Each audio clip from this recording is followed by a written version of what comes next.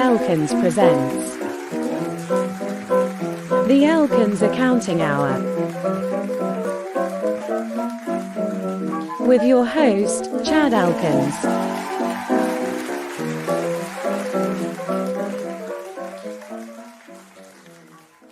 All right. We got a good one in store for you guys today. We got Atham, of course, but I don't know who this other dude with us is. Yo no estoy Aaron Clary, estoy el guapo economista. See. Such a Don't shame ask me anything else in Spanish. That's it. That's all I could muster up. I like how you're wearing the glasses on top of it. Well, that way I could Yeah. see you guys. I could see your bullshit down there before, and I got my hat on too, just in case. But I'm not Aaron Clary. I'm the handsome economist. serial killer or wrestler has an astigmatism, so he has to wear glasses. I love it. Well, you guys, we got a great one because we got some good questions. We're going to do a Q&A, but I wanted to tell both of you about this beer that the candidate brought home just like 2 days ago that I tried for the very first time, and I've got it right here. Was it sold by gypsies on the side of the road? What eccentric stories behind this? Well, it's from the New Orleans area, so you might not be far off. Are either of you guys cereal eaters? No. Neither? Like once in a while only. Once in a while, okay. Yeah. This is from Abita Brewery, and it's called Fluffernutter, okay? It's basically a white stout that's 8%, so it's kind of heavy. And she went to Total Wine just a few days ago, and I couldn't go with her, but I was like, look, if you see anything that's interesting, just grab it, okay? And so she gets this because she knows I like flavored stouts, even though it's a white stout. This beer tastes. Have you ever had Golden Grams? Yeah, a long time ago. Yeah, as a kid, probably. Yeah. So that's kind of like a guilty pleasure cereal for me. I don't eat it that much, but I mean, it's so good. To me, it's still good because I never got to have it as a kid. I discovered it as an adult. This beer tastes just like Golden Grams cereal. So when's the first time you had a s'more? Was it when you got back from Africa and Honduras? Yeah. The first time you were an adult. Good. Wow. Yeah, I missed a lot of stuff growing up that you guys. Well, I don't know about Atham, but you definitely got to experience. Yeah. Well, I'm experiencing something else tonight. Cheers. Yeah, I was just going to ask, what do you got there? New England IPA.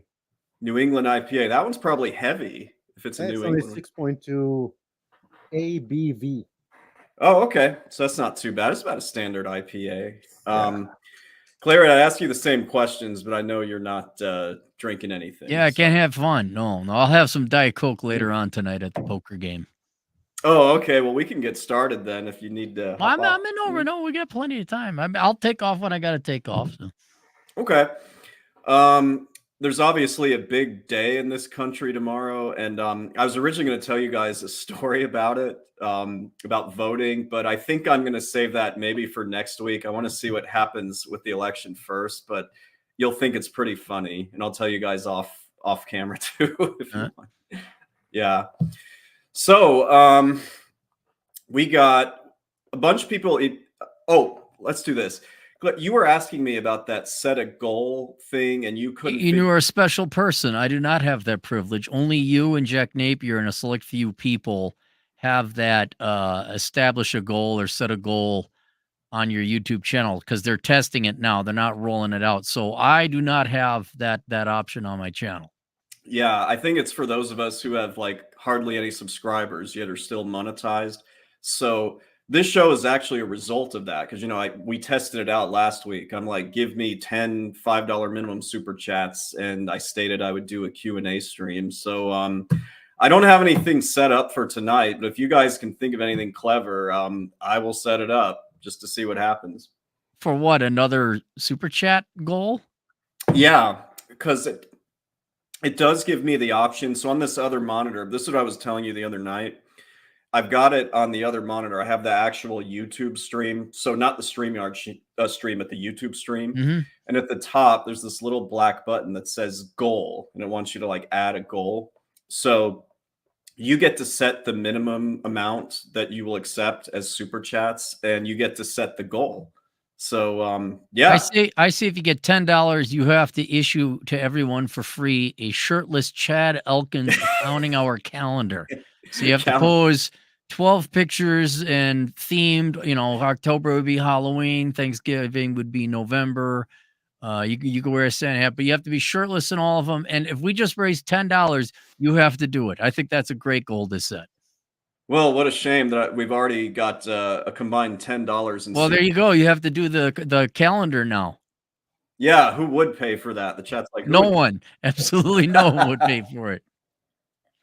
I don't know. I'm trying to think of something. Are you being serious? Because I was going to do mine last night, and mine was just going to test it. I said, if I get $10, I'll burp. But there was no way for me to set it. Well, I just wanted to run it through and see if it would work. I don't know. Atham, what do we want him to do that's embarrassing and not at our expense? That's a good question. Yeah, we'll think about it. Yeah, and if anybody has any suggestions in the chat, we'll take them under heavy consideration. So that is the plan. But yeah, so what happened was we did meet that goal last week, which I didn't think would happen. So I asked people to email me questions that I might be able to use for this. And I have a few good ones, including our agent in the field who works for the IRS. He had some good questions. Old Harvey. Good old Harvey, yeah. So what I'm going to do is I'm going to start with one of those. We'll go through it, and then we'll go to super chats. People are already leaving questions, in the chat. If you leave a super chat, I can guarantee you it will be read. So you don't have to worry about that. If you don't, I don't know if I'll get to it because I kind of want to leave this to an hour and a half maximum. Yeah, because then the candidate gets home, then it's dinner time. So that's how make you dinner every night? Yeah, even after working 12 hours. How about that? I think all three of us have our women make us dinner pretty much every night. Yep. Because I know mine does. And I don't know if you guys have the problem. I got to tell her, stop making dinner. Let's go out to eat. You don't need to cook all the time. But I think we kind of lucked out in that regard. Wait a minute. I got it. Yeah? I got it. How good are you at cooking, Chad? I'm not good at all. That's perfect. That's wonderful. If you get X amount of whatever dollars or X value amount of super chats, you have to cook the candidate a really good dinner. Like you have to take the proceeds and buy some. Well, not all. I mean, if you make $1,000, but you got to buy the food and all that. You got to make her a favorite dish, and you have to cook it yourself. I think that's fair. Now, I am going to set this to be a goal that's probably impossible to meet, but I'm willing, if somebody is willing to actually do this, if the chat's willing to do it, yeah, you got yourself a deal, and I'll send you photos and all that stuff. So 10 super chats of $20 or higher. I told you it would never happen. $200. I may just do that to make you. I may just send you $200 right now to force you to cook. That would be worth it, actually. So I'll make dinner and post about it. There we go. So also with her comments about the dinner, like how was it? Yeah. You got to have her. I want her to write like a professional snobby review along with feedback. So the goal is if I get at least 10 super chats that are $20 and above, I'll make dinner and I'll post about it along with feedback. So I think that's a very reasonable. Good job, you guys. And that is official. I really hope you get the opportunity to do this. It kind of makes it more fun. I don't know. There's always new bells and whistles they're adding, and I don't know. I don't want to learn anything else. I'm being very old. But yeah, I guess if there's money in it, I'll do it. I'd have to start coming up with some creative goals, I guess. All righty. Well, why don't we start with our first question here, and then we'll get to the super chats, and we'll just go as we go. So Harvey is our IRS agent in the field, and he's actually given us some very valuable information about working for the government. I really appreciate what the feedback that he gives for us on this show. So he left a comment, on my community post and had a bunch of questions on it, and I'm going to go through them. I don't know. I think I'll just throw them out there, and if either of you wants to answer them, you just answer them. If not, I'll give my 2 cents. So the first one he asked is, how big a benefit is keeping the same time zone as your clients? Any of you want to take a stab at that? I mean, it depends on the person, right? If I was doing your job, it wouldn't matter because Yeah. I'm up at night anyway. So I gotta Clary? imagine as long as you're not like in Australia or something. And how often do you actually talk to your clients, like live? I'm sure there's an initial discussion, but after a while, I'd imagine all the communication is email or electronic by that time. yeah. And how often So does it happen, right? Like, do you really talk to them that often on like a Zoom or anything like that? you guys kind of nailed this. It's, once you go through them for a year or so, you really don't have to have that many live chats with them, whether it's over Zoom or a phone call. And even when it does come up, like there was a minor little emergency, if you will, even though there's no tax emergencies. I was in Hawaii with the candidate, and somebody a client I like who pays me a lot got a letter from the IRS, and we did need to discuss it. It was no big deal. I just said, "Hey, I'm in Hawaii. There's a 5-hour difference, between Chicago and Hawaii. When are you available to chat?" And we worked it out. So I honestly don't think it matters at all. I mean, if you're getting a group of clients that insist on, the more high maintenance, like meetings and chatting all the time, yeah, that could be an issue. But honestly, you really shouldn't have those clients in the first place. So I'm going to say that it's not any type of benefit. I don't think it matters at all. Well, So I also got to imagine, even at our age, I don't know, because I think we're all over 40 now. I almost have like a little bit of guilt where I feel tired at 9 p.m. and I mhm. entertain going to bed. It's like, you pussy, come on, stay up a little bit late. How hard is it to wake up at 3 a.m. and take a call? I mean, back in the day, you'd probably work a night shift or Atham, you worked a ton of overnights. I Mhm. can't, how hard is it to stay up till 2 a.m. or wake up at 4 a.m. and answer a phone call and then just go back Right. to bed? No, I mean, it, I don't think it's a factor. I think it doesn't matter. Yeah, I work a lot of overnight, but I mean, I would if I was doing what Chad is doing, I would just set everything up in a time that is convenient to me and to the Yeah. client. I mean, like I don't know, before noon or whatever. That's what I do. Yeah. Right. I mean, one of the things I hated about when I did have an office job and I had to commute there was they told me when to be there, and it was from 8 a.m. to 5 p.m. And my energy tends to go towards later in the day. You guys know this. I know you make fun of me for being sleeping beauty whenever we hang out, but yeah, I tend to sleep in. So I like to do my work in the afternoon and evening, and that's when I'm most productive. So yeah, that's another perk of being self-employed, frankly. Mm. Yeah. I don't know. I'm kind of curious about the self-employment, Chad, with you, because it took over, God, 12 years of like pure self-employment. No, never worked, no schedule. And it was only until the past 2 years ago did I ever get to like kind of a normal schedule now where I'm waking up Mhm. regularly at 7. But I gotta imagine, I mean, you guys, both you kind of sort of self-employed or independently employed. I mean, you guys ever got to go back to a regular sleep schedule? Because I don't think if I didn't take melatonin and whatnot, it's just weird how I happened upon it. I'm on vacation right now. I don't have to work until the 5th of December. Hmm. I've been off for the last 2 weeks, and it's hard. I wake up, I try to go to bed at 11 or midnight, and I wake up at 4:30, and I can go back to bed. Well, why fight it? I mean, wait, you got a whole month off? Yeah. Oh, you what?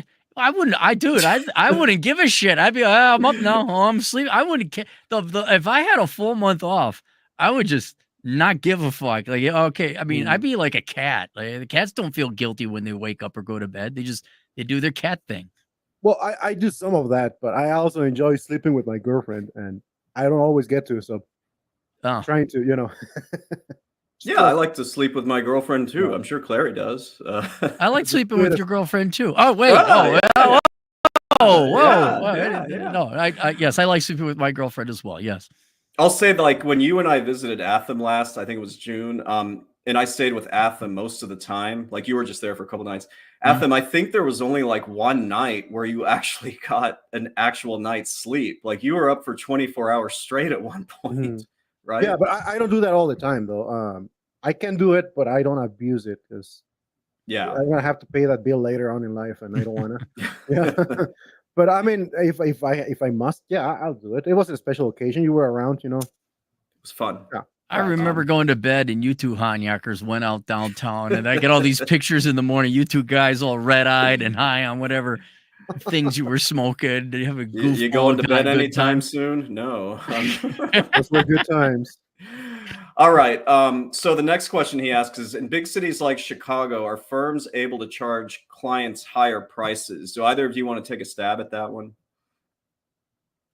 Go ahead, Atham. I have my Wait, theory. wait, I'm wait, wait, curious. what was the question again? I was reading the chat. So Sorry. if you're in a big city like New Uh-huh. York, LA, Chicago, and you have your own practice like I do, are you able to charge higher prices than you would in other locations that are a little bit more rural? What do you think Well, about that? yeah, of course. I don't think you will be able to charge more if you were rural.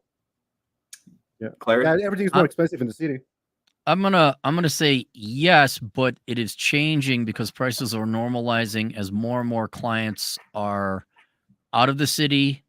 Not to mention more and more accountants are getting out of the city and can do it remotely. So it's kind of like housing prices. Like not too long ago, you could pick up property in Wyoming or South Dakota for a song, but as more and more people get remote work or more retirement, prices have gone up and kind of normalized across the country. So I think, say if it was 1980, oh yeah, you have to because your office is downtown and everything was Yeah. paper.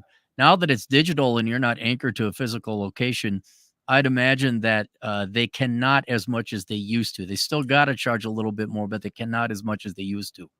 So interestingly enough, this was my observation pre-COVID. You remember how I still had an office COVID, Claire, you saw it. Like, yes, I did have the overhead, and yes, all of us could, in theory, charge higher prices than most other accountants across the country. Like that was the thing.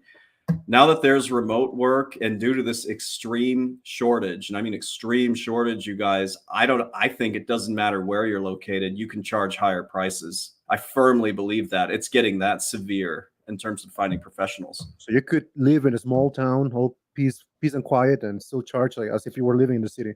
Yeah. So I'm in Texas most of the time, right? But my Google page, my Yelp page, all that, everybody still thinks I'm in the city of Chicago. And that's how they find me. And they charge, first of all, they charge just as much down here in Fort Worth as they do in Chicago post-COVID. And second, I mean, this has truly become a location independent job. Like Claire, you were talking about this when I was on the treadmill earlier, or no, I was in your chat when you did that DEI video earlier today. Yeah. I was in the chat talking with some people about it. And yeah, this is a supremely location independent career at this point. Well, I mean, there was an element of chance that you happen to be an accountant, you happen to like the field, and you would promote it anyway. But as time has gone on, even since we came out with that course, I'm trying to think of a field that's more conducive to remote employment than accounting right now. I'm trying to think of IT? something. Well, no, really, I'm thinking like OnlyFans girl. Well, IT guys, you got to be there, especially if you're doing the servers. You got to be there to plug it in, and you're usually working for someone else as an IT guy. So I can only think coders and OnlyFans girls or people like me, internet influencers. But accounting is like the real job that I would say is most independently mobile. I know COVID was miserable for a lot of people, but I mean, I hate saying this, but that is the reason that tax professionals can now be fully remote, and it just doesn't matter. I did have a good time during COVID. I had a great time. I was in Utah and Nevada and South Dakota. We went Why? hiking at Zion. Did something happen? Yeah. Did something happen during the disease? All the people in the blue states and the blue state. Oh yeah, that's right. Never mind. Well, I was going to school at the time, and we went all remote. I didn't have to drive anymore to school, which is like 45 minutes away from here. It was great. Yeah. Okay, yeah, I had a great time during COVID. I'll just say that too. And then this is the last question I'll read of Harvey. Give me a second. I got to take this mask off. I want to hear the question, though. Hang on. Okay. I knew he was going to. I know. I was like, how long can he keep that? Let's see. Okay, well, it was 20 minutes. I'm surprised. I thought 10 minutes. So he exceeded my expectations. It was me, Aaron Clary. Could you guys tell? It was you the whole time. It was him all my along. God. Oh, man. I had you guys mystery. Scooby-Doo mystery solved. Man. Well, this is the last question. He gave me a bunch, but this is the last one I'm going to mention here, and then we'll get to the super chats. We're getting a lot of super chat questions. Okay. The first, last one is, how difficult would it be for someone with experience in federal taxation to learn the nuances of state and city compliance, like sales tax, income tax, state audits? I was worried about this too. because, you know, when you start a practice, you don't want to just limit yourself to, say, Illinois. You want to be able to have clients from all over. And my answer is it's really not that difficult, because using your tax software programs, you'll note that the vast majority of state tax returns, I mean, the federal ones flow right into it, right? And, you know, each one has their nuances, but after you complete the federal tax return, about 80% of the work is done on the state return. And in some cases, it's like 95%. So yeah, California is a little weird, Massachusetts, New York, you know, various ones. There's some states where they tax localities, you know, Pennsylvania, Ohio, and all that. But ultimately, it just takes a little bit of research and practice. And I've had people email me that question all worried, because they're like, you know, I live in Texas and there's no state income tax here. I have no experience doing state tax returns. And I say it's not that big a deal. Once you master federal, you can figure out state just with some experience. So, well, my experience with doing the handful of different state taxes is the state codes are nowhere near as onerous or complicated as the federal. So you should be able to generally fit. But I mean, can't accountants just say, "No, I don't do California"? Like, yeah, they could in theory. Yeah. I mean, to steal an expression from Rare, like, you're kind of stepping on your own dick if you do that, because there can be state returns can be lucrative, you know? Yeah. No. If you don't want the headache, I understand that. But look, I'm not going to lie to you. When I come across somebody I want to do taxes for, and they're from New York City or they're from California, I'm just like, fuck, you know, but you can actually charge them quite a bit.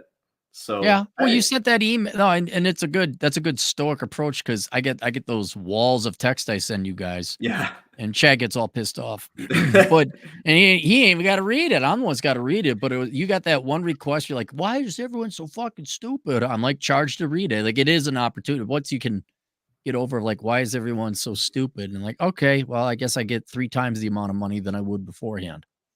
I want to take this opportunity to again say, you guys, if you're going to email me, will you please try to keep it like brief? Use bullet points if you have to. Some of you are sending them like this.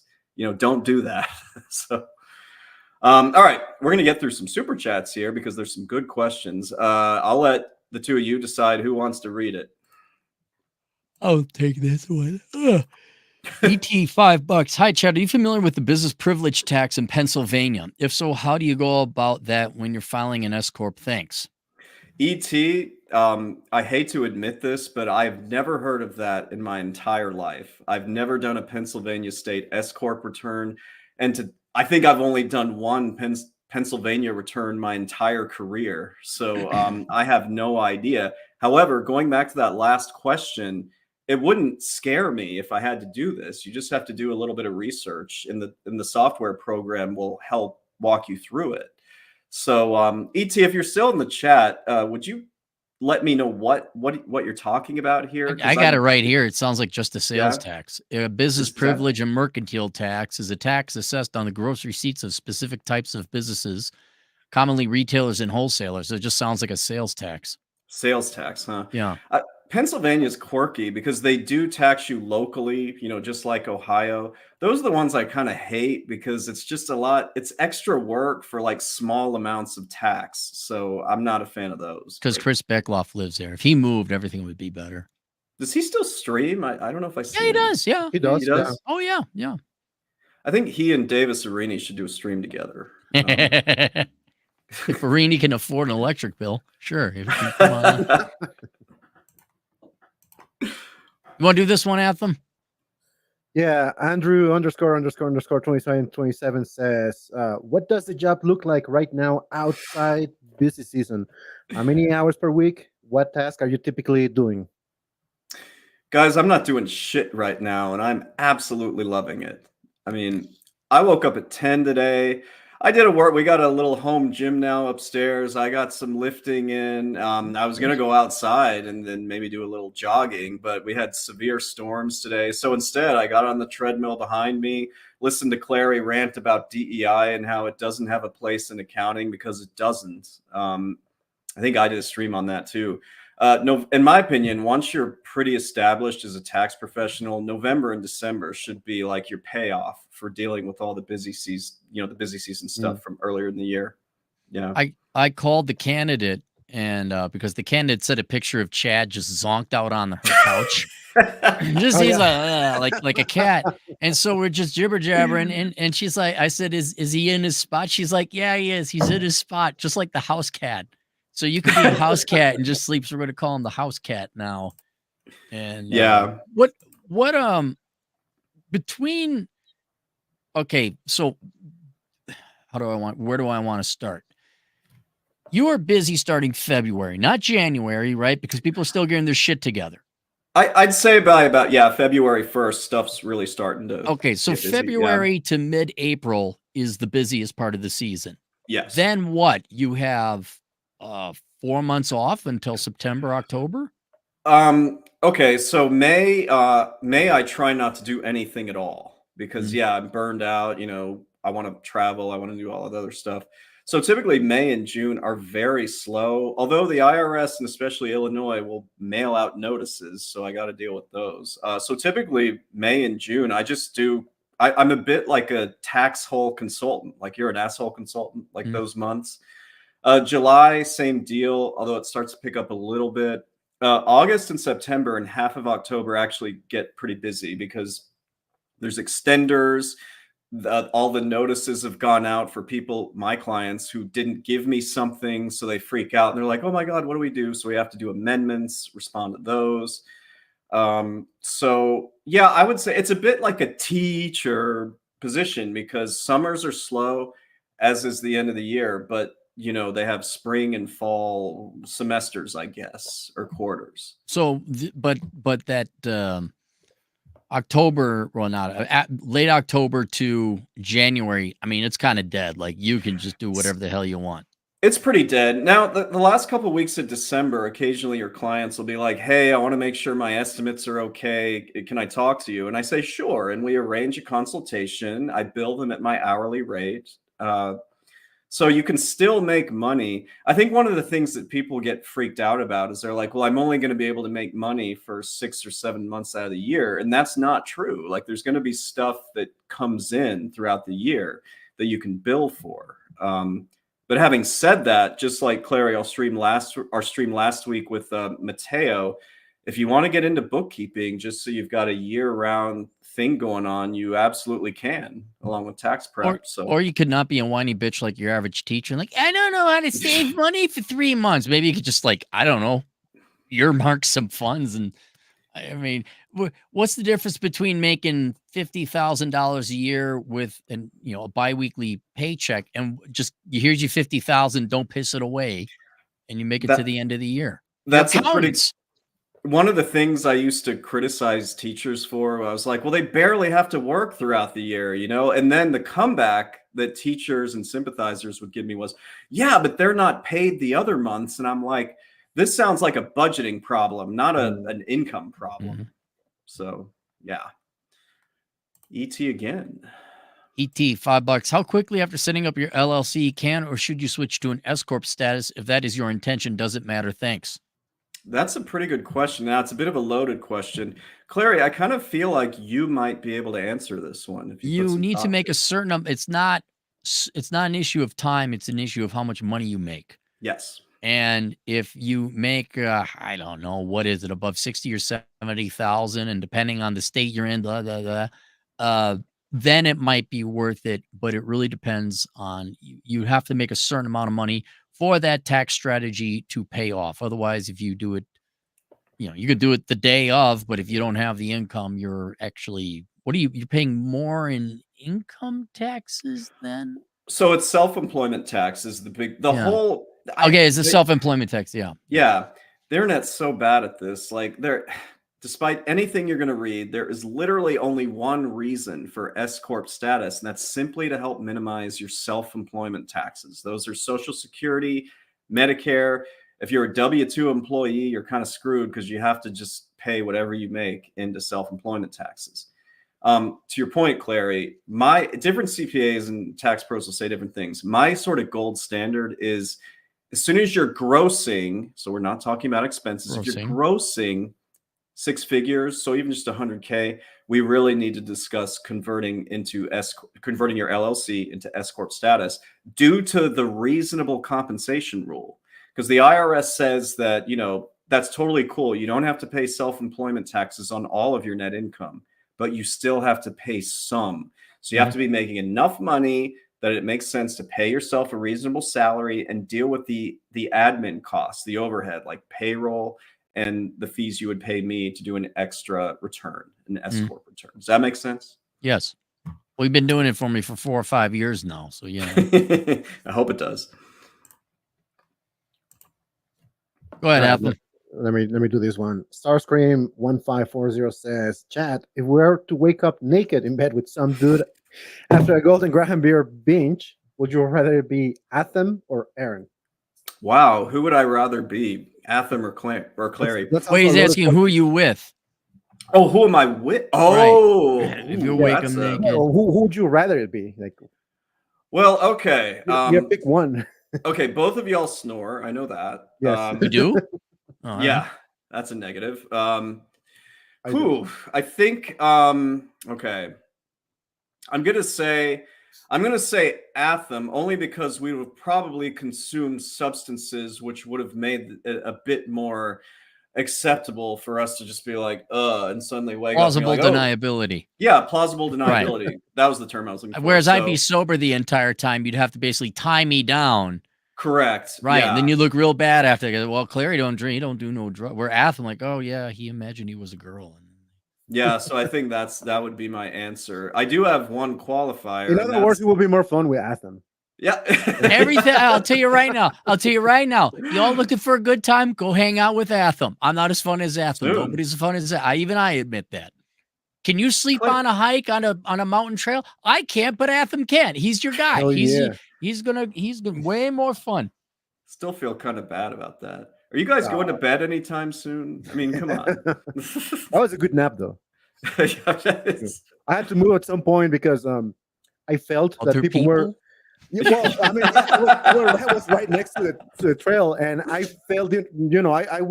My eyes were closed, but I could feel that some people were concerned, like, is he actually alive? And then I kind of got up and stretched, like, yeah, I'm alive. I'm fine. Well, you gotta do that hat over your head, like the Cowboys. You did. Well, that should tell them that you're not dead. That's like, he's just taking a nap. It just couldn't have been that comfortable, but it sounds like you made it work. So. No, it was fine. I found a nice spot next to a stream. Running stream. Yeah, it was nice. All right. What's next? ET again. $5 again. If I buy business supplies through Amazon, can I write off my Prime membership? Thanks. You guys, what do you think? Yeah. I think you can. Yeah. Yes. Yeah. I write mine off because, a lot of the time when I'm buying supplies like printer ink or paper and things like that, I'm using my Prime membership because I want the free shipping from that. I mean, that stuff can add up. So, that is absolutely. Yeah. Let's see. Chase, how do you say that? Robido? Yep. Yeah. Do clients usually consult you on tax consequences?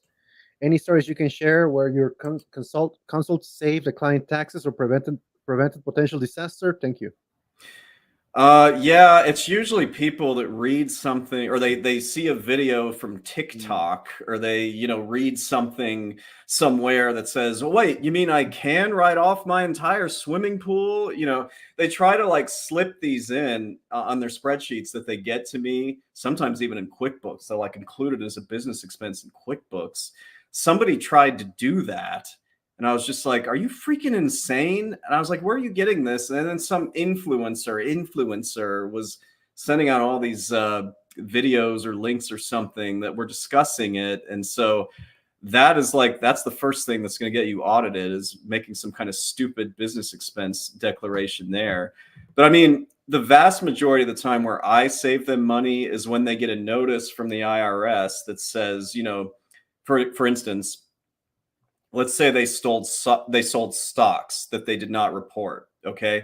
The IRS has this nasty habit of counting all of the gross proceeds from the stock sales as income. But if you're only including the gross income proceeds from stock sales, what's missing in that? Your cost basis. Cost basis. And this is why they're so dishonest about that. They'll send these CP 2000 notices and say, well, you have 30,000 in income you didn't report. And then it's like, well, the basis of those stocks was 28,000. So at the end of the day, it's only $2,000. And that tends to be where I save people the most money, is when they get notices and I jump in there. I'm like, whoa, whoa, whoa. Let's do an amendment and we'll fix this. So I've had a lot of those over the years, and that's where you're really going to add value outside of busy season. That's where you're going to add value. Okay. 20 generous dollars from BFC Z8 Nap. Currently studying for the CPA and starting full-time at Big Four tax in January. Good. My goal is to have bookkeeping and tax shop relatively soon. What's your advice on starting the two-prong approach in this particular situation? This might be a Clary question. You want me to take I would, that one? yeah. Well, I'm sure you and I probably have the same thing. All three of us would have the same. You gotta get established first. I mean, don't load yourself up with other work outside your main gig. Go give it. You're gonna be busy. You're not even gonna have that much time to do the two-prong approach. But I would get established. You're there to get your experience. Don't fuck up. I know it's the Big Four. Nobody really likes the Big Four, but give it an honest go and do your best. Learn everything you can. And then I would say probably after tax season, then start looking at getting some clients. I would not file an LLC. Don't do anything that they could find, even though there's no longer, the FTC ruled against non-competes. I would find clients on the sly, under the table, paid cash, just to build up an informal network. And then after you got like a year, maybe 2 tax seasons in, if you got enough of a client base, then you leave.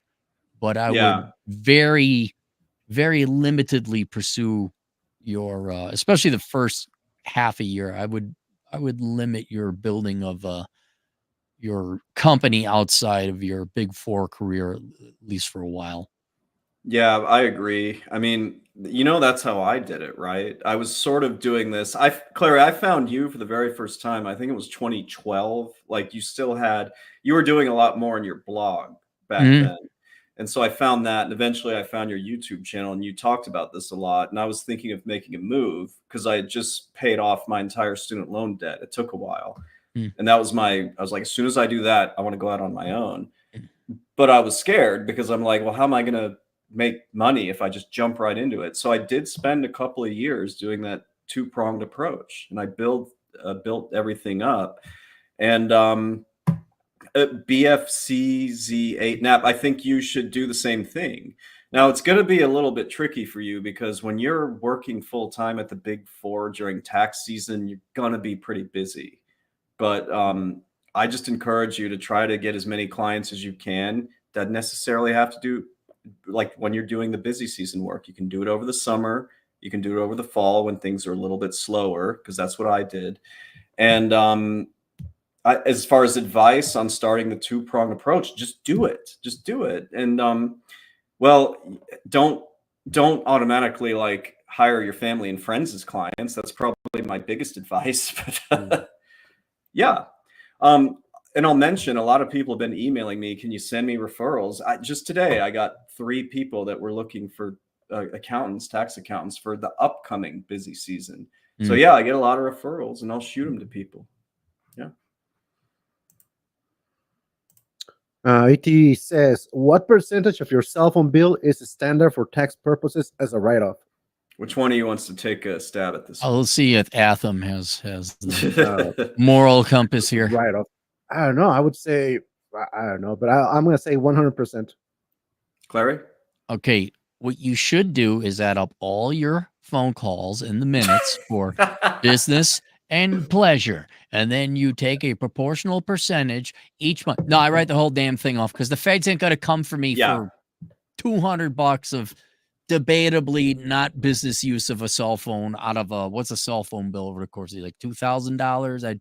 Less, like $1,000, yeah, 1,000 a year. So back in the day when most people had landlines and very few people had cellular phones, it was supposed to be 50% because you had to factor in like long distance calls and things like that. But yeah, you guys are both right. It's 100% because at the end of the day, how can you do your job without a cell phone? Everybody has a cell phone. Well, I was going to say, does the IRS say, yeah, it's just 100% if you run a legitimate business? Are you supposed to still, by IRS rules, like do This some is kind one of those. So, Clary, if there's speed limit 35 and you go Yeah. 36 miles an hour, do you really think you're going to get No, no. pulled Okay, over I for just that? want to know. Yeah, no, it's a good question.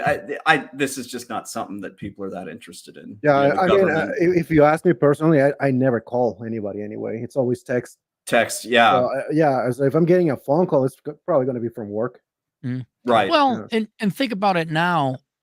Unless you have an actual physical job that you're at with a phone there, I gotta imagine most people today, at least 30% of their business, if you're running like a tradesman or something like that, that's your personal phone.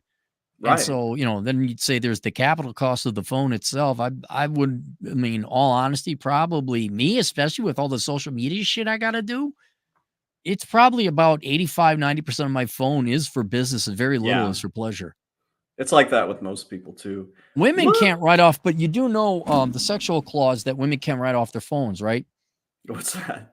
Well, because they're always jibber jabbing, talk about nonsensical bullshit, and never use it for business. It's just the This motherfucker. What's up, oh, Nuke? that guy, fuck him. We got a bunch of storms today in the DFW area, tornado warnings. So I hope everything's good on that side of the metroplex. Nuke is gonna make it into my next book. I've Yeah. been taking notes, and there's an aspect of Nuke that I admire and envy. And I will highlight it in my it's not gonna be a whole chapter dedicated to him, but there is an observation I had. He will be in the next book. Only question I have for you that does it involve Twitter? No. Okay. No. It involves how he stages his apartment. Oh, Mhm. okay. He's just really good on Twitter, so Well, he's good on Twitter, but that's not what I'm gonna write about. Bob, $5. I have an interview tomorrow from Jackson Hewitt and another with H&R Block on Wednesday. I may try QuickBooks in December. Intuit offers remote job. Really? Intuit offers remote? we talked about this a couple weeks ago where Intuit was like going after people saying break up with your accountant. The issue with Intuit offering a remote job to be their highest paid, I think they call it tax expert, which really doesn't pay that much. You have to demonstrate that you have experience with tax prep and that you know what you're talking about. So Intuit will offer you a remote job. I just don't know what the pay is and where you're going to fall into that. Bob, I would absolutely love it if you would email me and tell me about what you end up doing and your experiences, because I mean, this is really valuable information that I could pass along. You're interviewing for both Jackson and H&R and then Intuit. So that's going to provide a lot of people some good information. Yeah. ET says, do I use my business debit credit card for purchases such as fuel and scheduled maintenances when I know I am using the standard mileage rate for tax? Who wants to take this one? Well, no, I because don't know. that's why I use the standard mileage that imputes or considers repairs, maintenance, and insurance. That is absolutely correct. Yeah. And a lot of people, they don't understand that, like, it's actually more advantageous to take the standard mileage deduction. Everyone's like, well, I got gas XYZ, but you have to keep track of your mileage versus your business mileage divided by your total mileage for the year, which is, it's just not worth it to do that with actuals. So you pretty much always want to take standard. Did I tell you how I got the last bank I worked for to pay for my shit car because they reimbursed me mileage? And that I think How? so they reimbursed me at 58 miles per 58 cents a mile. And I bought this piece of shit Pontiac Grand Prix. The door wouldn't open on one side My and you could dad only had get one of on. those. Yeah, so it was just this piece of junk. I paid like $1,800 for it. And so they're like, well, you could submit receipts or take the mileage. I'm like, give me the fucking mileage. So by the time it was all said and done, you subtract out the gas and everything I had to pay. I think they ended up reimbursing me like $2,800 over the year in transportation expense, which more than paid for that car. I'm glad you used the word reimburse because I kind of get this question a lot. A lot of people will email me and be like, well, they're offering to reimburse me, but I don't want to let them because I want to take a tax write off. And I'm like, dude, let them reimburse you so it doesn't come out of your pocket. Screw whatever write-offs you can get for this. So, yeah. And this is our last one before I will read another email that I got. ET 20 generous dollars. Thank you guys for the answers. Much appreciated. Now get to the grill, Chad. ET, you've been really generous this evening, so I want to say thank you for that. Like, I hope we're helping. And shoot me an email anytime. Just don't make it like this long, okay? Shoot me an email. Yeah, that's man. I'm gonna ask the candidate now that he says grill. He assumes that you're grilling. I'm gonna ask her what her favorite dish is, and then we could find out whether how much work you got ahead of you here. She's gonna say something. I won't say what it is, but she's gonna say something with mushrooms, and because I freaking hate mushrooms. Yeah, I hate mushrooms. That's going to be torture for me. Well, you don't have to eat it. Nuke has a question. Cappy, where can we get your minimalism course? It's not open right now. Oh, really? Yeah, I don't open that all the time. I want people taking that seriously, and I'm only opening at certain points in time. Like once every 2 months, I open that. Okay. So you could see it. It's over on Teachable, but you can't enroll. It just says course closed. I mean, Nuke, I don't know why you'd need it. You don't. But if you want to have like the sister companion course, take Achieving Financial Excellence. That will cover some of the same topics, but it's not as thorough or as in depth of a dive as the minimalism course. I have an honest question. How do you decide when you want to open it? Is it just random? It's when I feel like it. So I wake up and I'm like, oh, I got some time to open this up and promote it a little bit. And then, so yeah, but it's around once every 2 months. I'll also, obviously I'll open it up during New Year's because of everyone's New Year's resolutions. That's about the only time you can regularly expect it to be open. But otherwise it's like, oh yeah, I haven't opened this in a while. Interesting. I'm hoping you'll leave the world's greatest accounting career, of course. Always so far open. The best one. So I had the GF do it. Yeah. And if we averaged out all your performances, you were at a solid D plus. Come on. No, we can't compete with a pretty girl going like that. You had a B. You had a B out of all of them, but there was a lot of Fs and a lot of Ds. I mean, maybe a couple C minuses, but the GF C plus, and I was like, okay. And that's not accounting, I didn't bias it because she has nice tits. I just like, how can we compete with hot girls? Come on. Well, that's why I didn't account for the tits. Like I went purely on performance. And I have thought about getting up like some hot girl and some outfit lingerie nerdy, accountant glasses and just the world's greatest accounting career. Tee link below. Like I'll pay $50 for that. Like sure, that'll put. But never mind. We got a lot of work to do with you. I'm working on it. This is the last one before I'm gonna get a refill, use the restroom, and we'll move on to something else. So DJ Aftershock says, yo, bro, chat. How can I get some sweet tax benefits on my new REIT trust, bro? But hang on, Mr. E, without having to pay for your time. Know what I'm saying? You know what I'm saying? You got this, Chad, right? Clara, you probably know what an REIT is, right? Real estate investment trust. Sweet tax benefit. What are the tax? I don't get it. He may just be saying things to sound like a dude, bro, but I don't think you get a lot of tax benefits with the REITs. He's actually onto something. Because real estate, they have mortgages that get a tax deduction. Well, what it is, Claire, do you know what Section 170, or I'm sorry, do you know what the qualified business income deduction is? Have I talked to you about that? Yeah, don't you get? It's kind of like the standard deduction for what it is for business. Yeah, that's a good way of describing it. This was part of the Trump tax changes in 2018. And look, I'm not going to get political, but if he doesn't get elected, they're not going to renew those. So it's basically an extra, chunk that you get to write off of your business income because he was trying to promote small businesses by making these tax changes. So it's kind of frustrating to watch these political ads where they're like, he's only going to help corporations. And we're like, well, some of us are very small corporations that need the help. The long and short of it is that for these REIT, you get dividends. They technically can go into that QBI section, the 199A, so you can write off 20% of that income. You have to be getting a lot of these dividends for it to actually be a real benefit. So believe it or not, DJ, I don't think he was necessarily trying to do this, but he wasn't just trolling there because I get that question more. He was accidentally right. Yeah, he was accidentally right. So, all right, gentlemen. I will be right back. Talk amongst yourselves, okay? Sounds good. Good. Gonna grab another one, huh?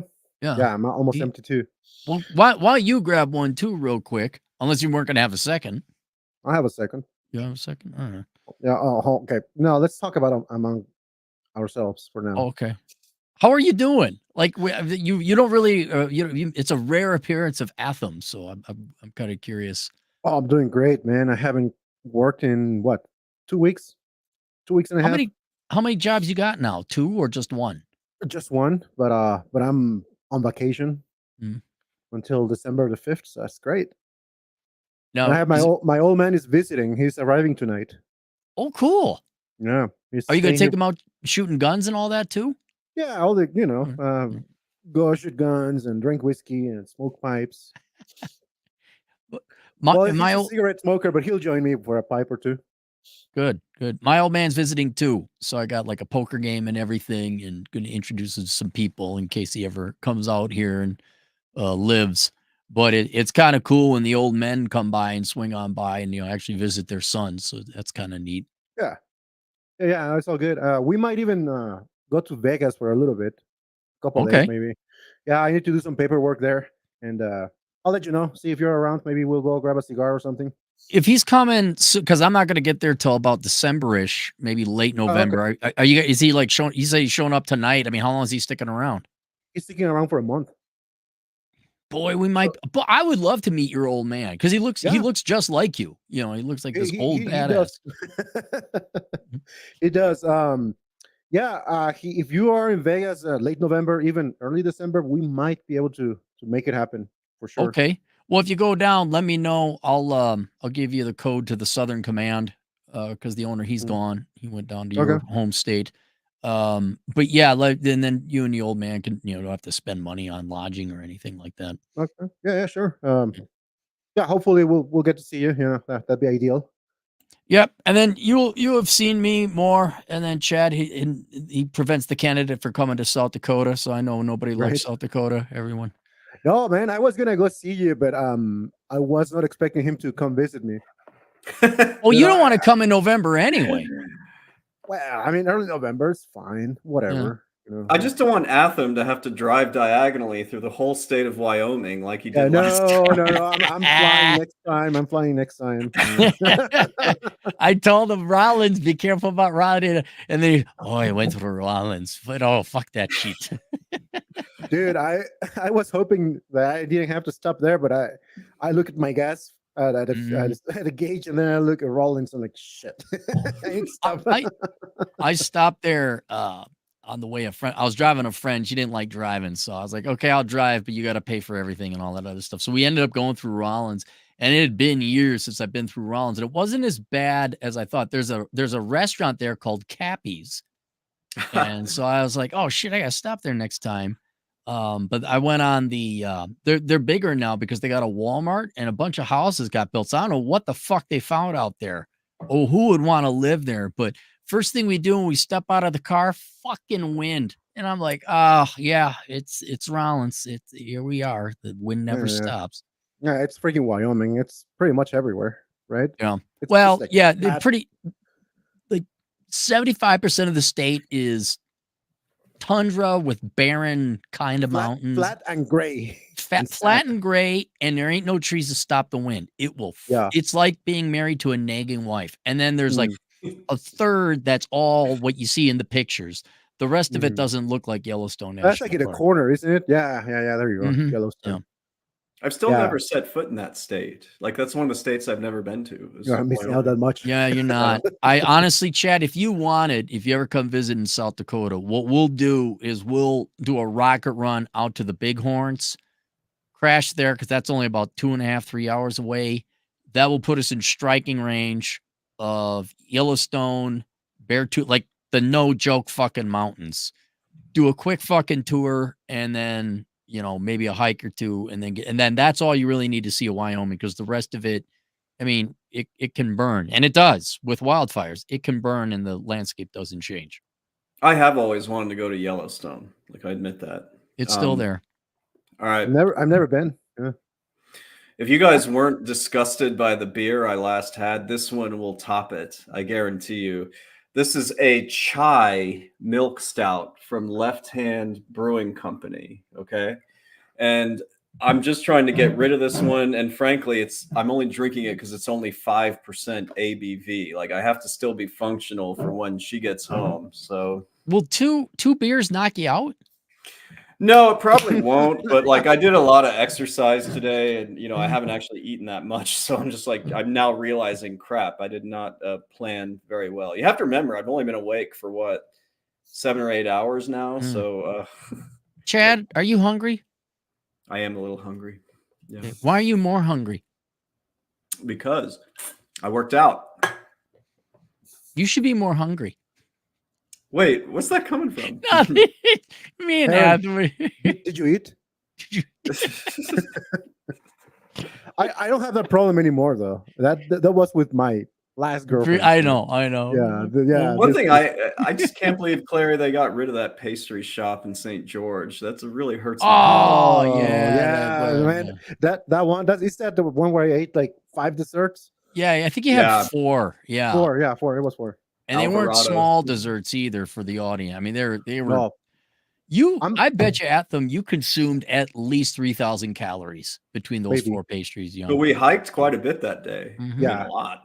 And even then, I mean, I'm much heavier now than I was at the time, but still, I was kind of heavy, compared to you guys. I mean, you look better now though, like than we saw you at your graduation. So you got to be down at least some poundage. I've lost some weight.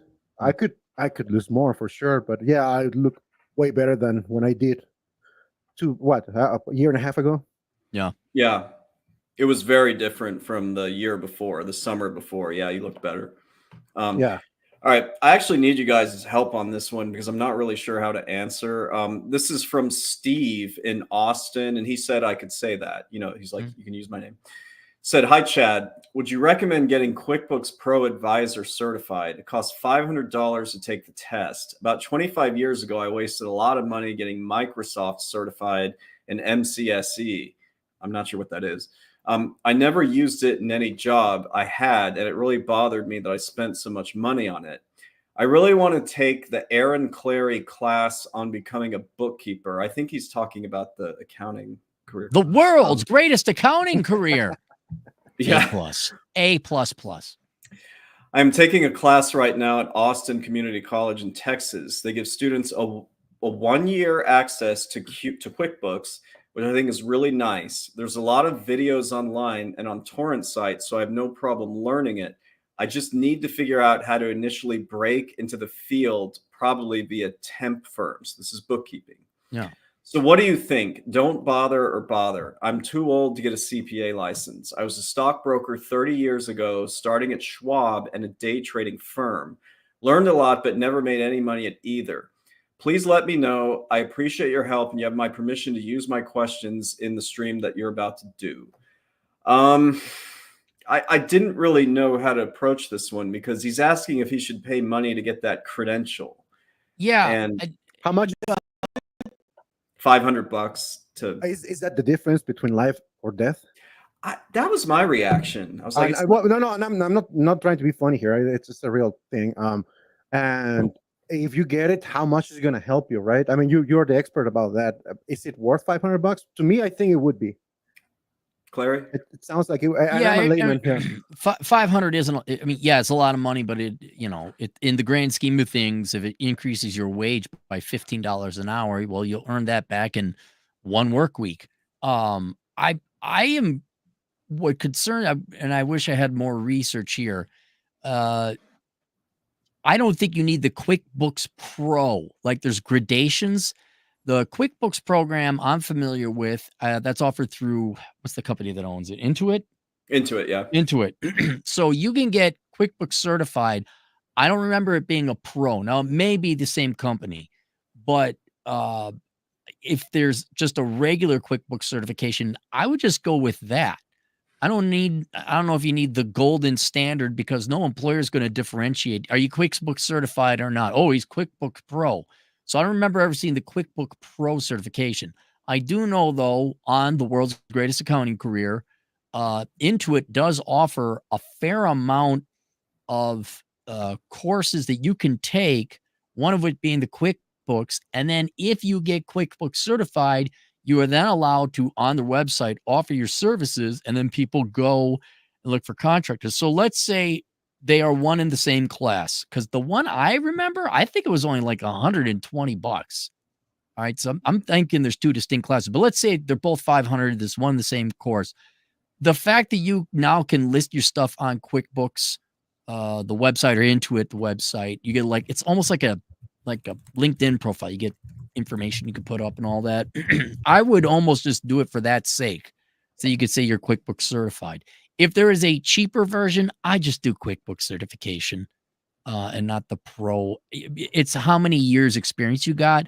And then just on your resume, if you're experienced in QuickBooks, just put QuickBooks. I don't think employers anyway are going, oh, it's not pro certified or all that. Okay, so Space Bank QuickBooks Pro is for a CPA.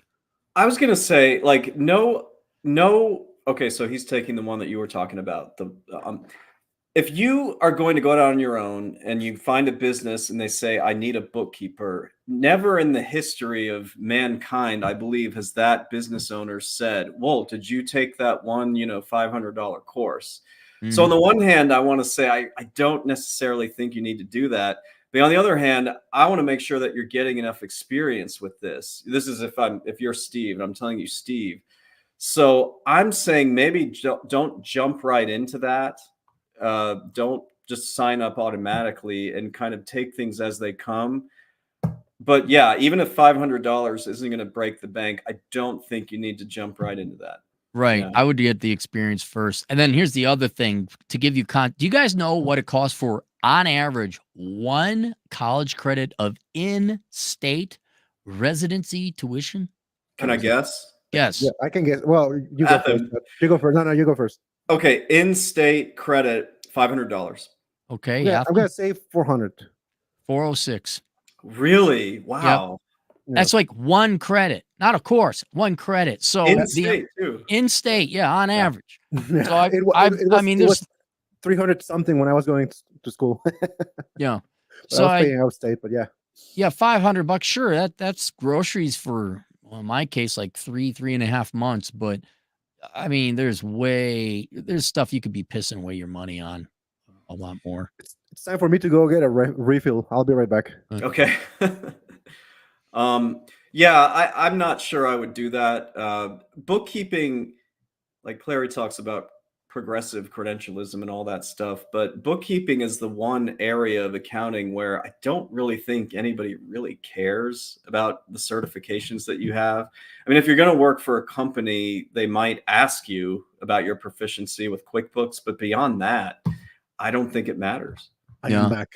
Oh, Atham. Is that the one? Oh, yeah. Is that left over? Is that the one on, from yeah, when I was there? It was left over? Oh, no. This one, I got this one last week.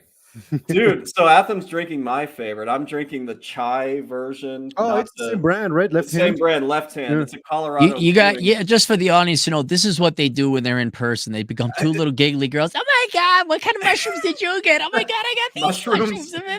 Well, whatever you guys do, yeah. Well, it's the same thing as smoking cigars or smoking pipe. You know, I Right. do it for the flavor. you know? Yeah. Yeah. Okay, I got another good one here. And by the way, the reason I'm glad both of you are here is because I try to answer these, but I actually need your feedback because sometimes I'm looking at this too much as like a CPA from my own experiences. I need the outside perspective. So the next one, here's okay. Hey, Chad, love the show. I'm currently working as an accounting clerk for a real estate law firm. They represent mortgage companies and banks during bankruptcies and foreclosures. My job primarily consists of revenue reconciliation.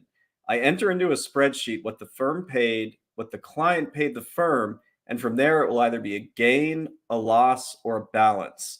Then I negotiate the result on the file in the firm's case management system, and there are thousands of files. This is the good part. I'm also planning on doing taxes for Jackson Hewitt part-time this upcoming season. This will be my second tax season with them. The job with the law firm is somewhat unique. the uniqueness of it makes me wonder if any of the skills will transfer over to another accounting job in the future. Before I started working there, I applied for dozens of other accounting positions to no avail. Jobs like accounts payable and receivable, bookkeeping. I even earned a QuickBooks Pro Advisor certification, but it didn't seem to help. I have 2 years worth of college credits. I was planning to get a bachelor's in accounting and then a CPA, but now I'm considering that I should just pursue the EA and eventually do taxes full time. I was wondering if you could provide me with any advice. Thank you. So that's kind of a lot. Clary, what was your initial reaction to Did what he I? use paragraphs? Yes, yeah, Okay, all right. did. Then he is okay. So then, Yeah. his failure thus far in I gotta imagine interviewing techniques or something like that. Maybe he's applying locally. I don't know. But for a strategy, I would and you've even said this yourself, Chad. I would be going the EA and not the CPA because he didn't mention family or kids, right? Yeah, he didn't say anything about that. I think he's a Yeah, single man. Yeah. right. I don't. I think the CPA just takes too much damn work. It's not worth it.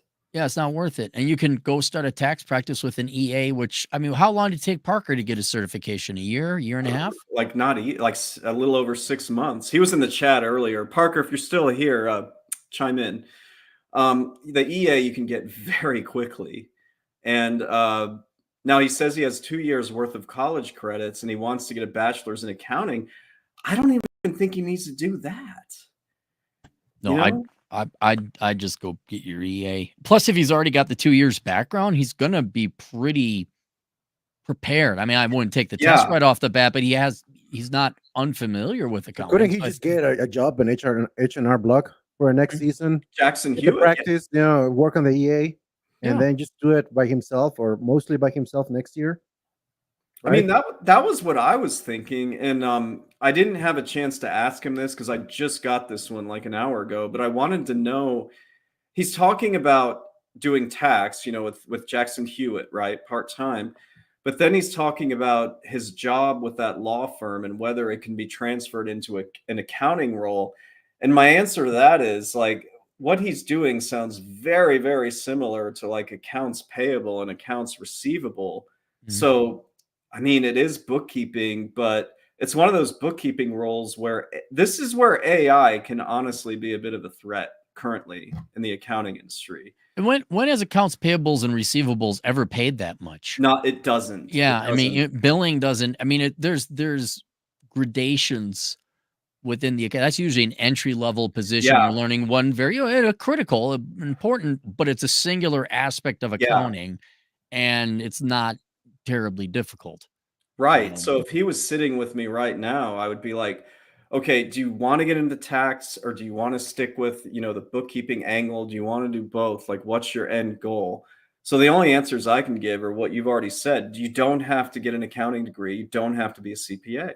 No, I honestly, if you were to do a pie chart of what I recommend in terms of accounting careers, 90% of the time, I would say don't even bother going to college. Yeah, EA, software, bookkeeper, something like that. Maybe an associate's, maybe to help you with the employment. But and 90% of the time, I'd say your end goal in 3 years would be to be self-employed. yeah. And that's what my hope, for guys who take, the world's greatest accounting career and that we do. I meant to do that lame, but I if your end goal is to be self-employed, there's just so many options you have besides wasting money on a degree. And so I would just tell him, I can't use his name. So he's like, don't use my name. But I would tell him, figure out what your end goal is. You don't need a degree. And if you're back with Jackson Hewitt for a second tax season in a row, that must mean you know what you're doing. And I think he should get the EA Yeah, personally. no, it's I'm trying to think of some an employer brings you back for a second season. Yeah, it kind of tells you something. Yeah. And there were some questions, and yeah, Nick is Steve. The EA is individual, business, and ethics. You can pass it all on the first try in a matter of months. I don't believe there's a lot of fees to it. Just CPA. I feel like the CPA is almost outdated at this point because they won't change anything. It's so hard. I'm not going to school for 6 years to Yeah. sit for your funny little Oh exam. yeah, you need almost a master's, right? Mhm. Yeah. And yeah, John Watts got his. He's like, yeah, that sucks ass. It took him to it's I'm glad I got it like 12 years ago or whatever. But if I was in these guys' position now, I never would go through the effort for it. Well, and here's another thing is, and I know it doesn't have anything to do with the accounting industry or the education or anything like that, but okay, fine. Did you have 3 kids and a divorce under your belt? Well, I guess now you got to go get a job and do all. But if you're just a single dude or a dudette, there is no reason. I mean, you can get by on 50 grand easy, making ends meet. And then once you open up your own practice, I honestly think it's pretty easy to make 6 figures Yeah. as an enrolled agent. One of the reasons why, Claire, I'm glad you made that course and why I come on here and preach this. Like, I'm telling you, now is the time. I don't know if this shortage is going to last forever. I mean, I don't really see it going away anytime soon because they're not taking any steps. They're floating around theories, but nothing's happened. I mean, do you really think the tax code's going to get any easier as time goes on? And then also, hang on. I believe there are fewer people. Let me do a quick search. 33% decline in first-time candidates taking the CPA. I think pool of accounting graduates shrink. Yeah. Yeah. So not only I think the number of CPAs have dropped by 1/3 in the past 5 years that are practicing. So there, and then the number of people going into accounting has also shrank. Yeah. I mean, will the shortage end? Yes, someday it will. I don't think it's going to be in our lifetimes. And it's certainly not going to happen where you were to invest 2 years getting your EA or going down that path. And all of a sudden 2 years, oh, wow, there was a flood of people that came into the market. It just isn't happening. It's boring, Chad. It's boring. But I want to be paid to have fun. I'm not passionate about, can I major in peanut butter beer? I mean, like, that's really what my passionate is. I'd sign up for that. God, Athens beer is better than the one I'm drinking. I'll just say that. There's some sewage water by the creek in Rapid City that's better than both. I think I may just go bottle that up and mail it to you guys. We need a retaining wall to handle all of that awesomeness. Hey, I had to build my own retaining wall with no help from the Mexicans, I might add. It was all me, man. All me. Did Great One offer in South Dakota?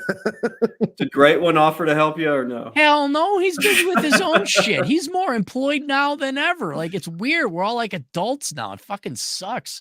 He had a great one, a great podcast that came out yesterday. It was pretty funny. Okay. I just got a couple more super chats noted here, and then I think we're good to go. I just wanted to get a good Q&A in here. So if you wouldn't mind, somebody.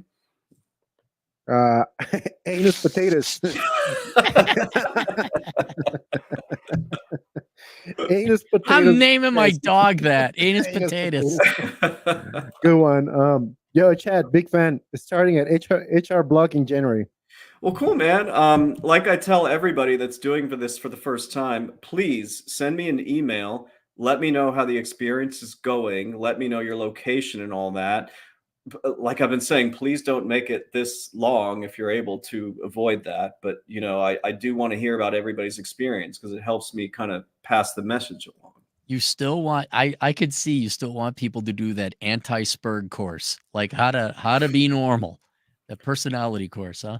Here's the thing. I mean, most people believe that kind of thing can be taught, like how not to be a Spurg. I'm not convinced you can honestly change people. And I hate to be so cynical, but yeah. DJ Aftershock, $5. You should ask my CPA friend on how many coma small business he deals with and how many of them fail, especially the yoga berry places. Ugh. Do you know what coma is? Oh God, Chad. Atham, explain it. Yeah, you should be ashamed. Atham, explain this to him. Keep her off my ass. Okay, yeah. It was what was that behind the housing crash? I'm looking for a copy. I got it here. I could probably look it up. I have it. I have a copy. All right. Well, anyway, it's what happened in banking is you get classic example. Trophy wife comes in, wants a loan for some bullshit work avoidant bobble shop kind of shit. And then the doctor husband would co-sign on the loan. And I'm like, why are we doing it? She doesn't have any money. He's like, it's a coma loan. I said, what's a coma loan? He's like, KHOMA, keep her off my ass. That's what, yeah. And so your CPA friend runs it. DJ, I would love it. I'd give you a discount. Email me the stories of the type. I mean, we don't have to have names or locate. I would love to hear all these dumbass hobby farm dumbass shit. Just see if anything's changed, or if it's the same old, like a yoga studio or some shit like that. But yeah, that's very common. I have just a couple or a few words for you guys, okay? When I say them, you're going to know exactly what I'm talking about. doTERRA and Mary Kay. Y'all know what those are? Yeah, Mary those. Kay, yes, yeah. doTERRA I never heard. But, yeah. That's the essential oils thing. That is they've made their entire boom based on the coma that you're talking about, because the guys, they go off to work, and I'm not unfortunately it is guys going off to work and women getting obsessed with these things. They involve meetings with other housewives, conferences. I mean, this multi-level marketing thing is such a freaking scam. It sounds like Amway. Amway is another one. Yeah. And so every year I have to do Schedule C's, which are, sole proprietorship things for these things that just consistently lose money. And you think they can you have to deal with inventories on these, cost of goods sold for these shitty ass products. Do you think these I'm going to say ladies, do you think these ladies can keep any kind of adequate records for this? No. I'm going to imagine there's not a positive number on their Schedule C at the bottom. No. And the problem with that is that we have something called the hobby loss rule. Have either of you ever heard of that? The hobby 3 years if you don't post a profit. Yeah. So I can only take losses for 3 years until I have to have a hard conversation, usually with the husband, where I'm like, listen, I know you've got the coma situation set up with doTERRA, but I just want to keep the government off of your ass when it comes to returns. So would you rather keep her off your ass, or would you rather keep the IRS off your ass? That's a hilarious conversation. I mean, guys are facing that choice right now. Yeah. And so we're laughing about it. I fucking hate doTERRA. To me, doTERRA is an evil company, and Mary Kay is just as bad because of this.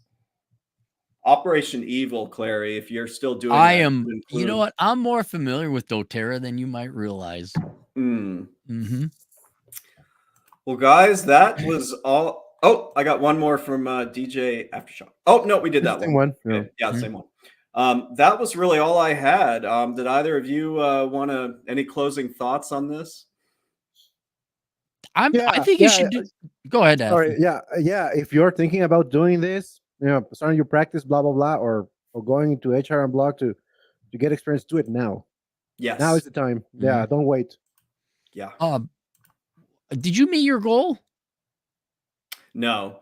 In fact, it was a goal that could never have been met, because I said that if I get 10 super chats, $20 or above, I would do the stated goal. So it wasn't a $200 nominal limit. You need a certain number of a certain type of super chat. Okay. I regret not making it just $10, because I did want it to be close, because I was willing to cook dinner or do something like that. I really was. It's my slow. Yeah, sure. If you were, you could still do it. You didn't have to set such a ridiculously high, Lesson learned on this. If you cared about your girlfriend, you'd do it. Matter of fact.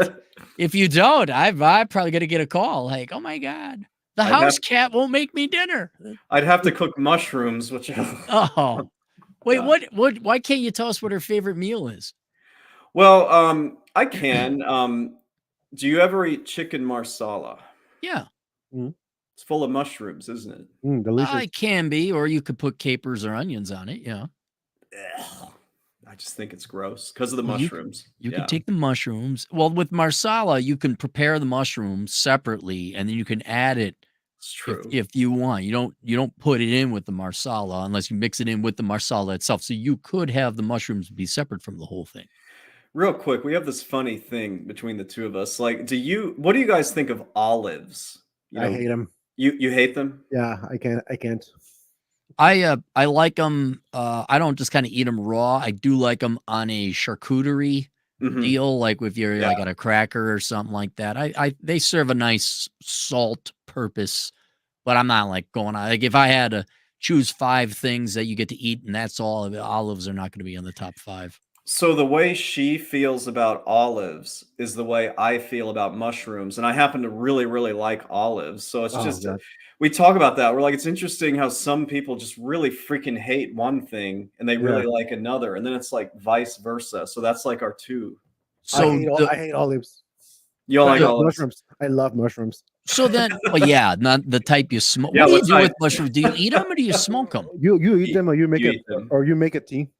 You make a Yeah. tea. Okay. Mhm. So, Atham, do you avoid martinis then with the olives? Like, does the candidate No, avoid I'll drink the martinis? martini. Actually, the olive gives a nice flavor to the martini. I'll give you Uh-huh. that. I I I agree. like martinis, yeah, but Yeah. I won't eat the olive. Oh, I don't mind the olives.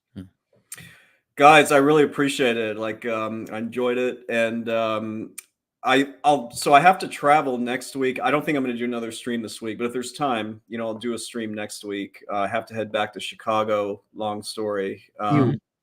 but yeah. So I But would love. but Chad, let's say you don't show up next week. If people wanted to get the Chad Elkins wisdom fix, Oh, where could they go?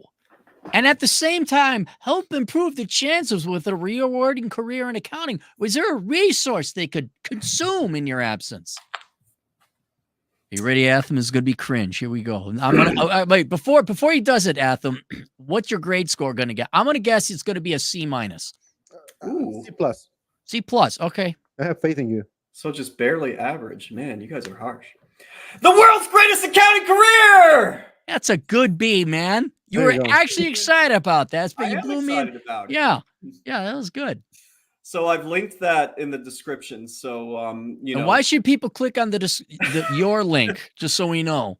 full disclosure, that is an affiliate link. So in a way, it's like a Chad tax whenever Clary sells a course of that, the world's greatest accounting career course. You're not going to pay more, guys.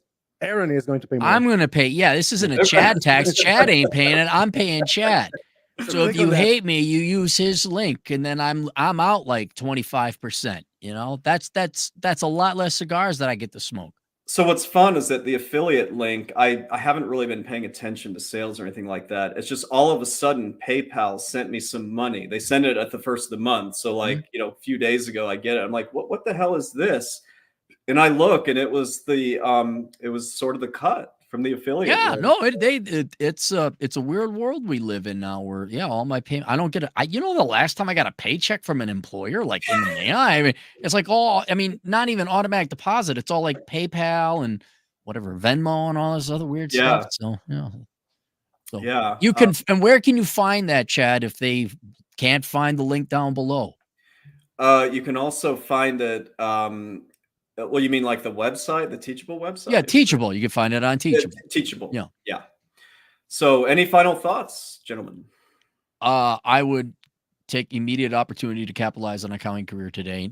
Not that you have to take the course, you don't, but I would definitely, yes, if you're trying to figure out a career, and no, you don't have to go to college. That would be. Don't worry about stupid AI. Don't find reasons not to do it. Find a reason to do it. Yeah, please stop emailing me. Like, is accounting going to be affected by AI? We've been over this. So You charge for those questions on your podcast, Chad. They'll give you a whole other segment. Send them a quote. Say, hey, it's $20 to answer this thing. I'll do it on my show. Whoever asks that question to me next, I'm going to charge you. Okay. Right. And then when you answer it and somebody else asks you the exact same question 2 weeks later, what do? I'll either point them to the stream I did or charge them again. You say charge them again? There How you go. do? Yeah, that's what I do. Do you know how many of the same questions I got on my? How do I get the girls? How do I get the girl? What, All right, what that one. business should I start? Okay, those two I put an end to. All right, I'll grant you that. Guys, when should we hang out again? Soon. Soon.